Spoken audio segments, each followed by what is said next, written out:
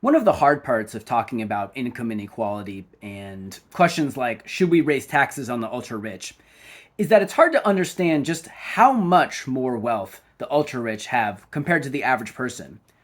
I could show you a graph like this that demonstrates that about 1% of people have almost half of all the wealth in the world, while fully half of all people have less than 1% of the wealth in the entire world. But as is often the case with numbers and statistics, they don't really give you that felt sense of what that means. So I tried to draw it. I feel like this is what we usually picture when we think of income inequality in our minds, subconscious or conscious.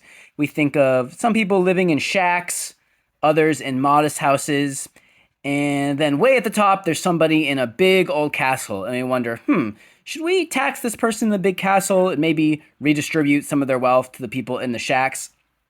But really, this is not at all what it's like. This is what we're looking at. Or wait, this is more what we're looking at. You have thousands of millions of people in poverty living on $1 a day or less. And then you have somebody like one person in an enormous castle.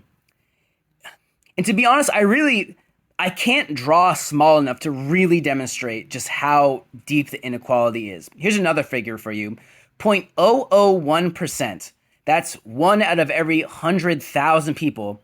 They own 3 times as much wealth as the bottom half of people. In order to draw that, I would have had to have drawn 100,000 minuscule houses on this, and then I'd have to have drawn a castle that was bigger than 50,000 of those houses. So when we picture income inequality, we really should strive to picture just how much more wealth these ultra rich people have compared to the vast majority of the global population.